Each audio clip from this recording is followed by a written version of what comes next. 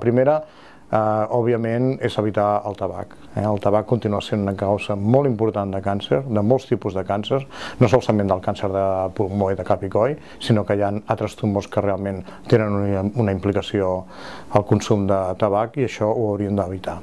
El segon és disminuir el consum d'alcohol. El consum d'alcohol molt moderat inclús és beneficiós per prevenir algunes malalties, com la malaltia cardiovascular, però sí que s'ha vist que en el cas d'alguns càncers el consum d'alcohol mínim inclús pot afavorir-ho. En tot cas, el que sí que hauríem de fer és intentar controlar el consum d'alcohol.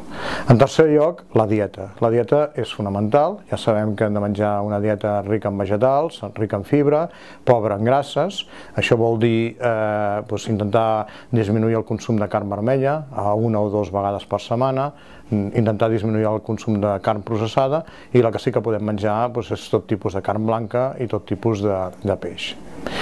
En quart lloc, l'exercici. Fer exercici és molt important, de manera continuada, 1, 2, 3 vegades per setmana, això seria l'ideal, i això, per altra banda, també ens permet afrontar una altra mesura de control, que és el control de l'obesitat, que també és extremadament important. També, com una altra mesura, ens hem de previndre l'exposició al sol.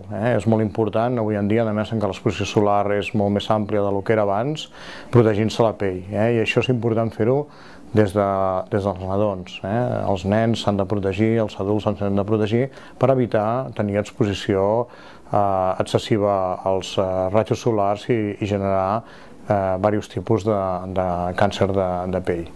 I també, òbviament, ens hem d'intentar protegir de la contaminació, de tot tipus, no solament la contaminació ambiental que tenim en el dia a dia, en les ciutats, però també altres tipus de contaminació que poden haver-hi en el mitjà ambient. Després hi ha una sèrie de mesures que són mesures més preventives que té una implicació ja del sistema sanitari. Estem fent un programa de vacunacions per a les nenes amb la vacuna del papil·lomavirus, també vacunar contra l'hepatitis B, que això protegeix d'alguns tipus de càncer de fetge, i el papil·lomavirus protegeix pel càncer de cèrvix, i això és una mesura extremadament important. I després tenim les mesures de screening, de diagnòstic precoç.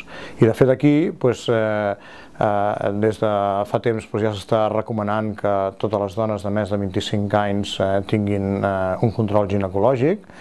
També s'està recomanant que les dones de més de 50 anys es puguin fer una mamografia, i el que s'ha implementat recentment com a cartera de serveis en tot el territori català és el screening pel càncer de còlon i de recte, que comença a partir dels 50 anys, i el que està previst és que a final de 2017 totes les persones de Catalunya que estiguin en aquest període d'edat hagin rebut una convocatòria per fer-se un test de sang ocult en femta. I això realment, totes aquestes mesures, com deia abans, són molt importants perquè ens ajudarien a previndre el 40% dels tumors.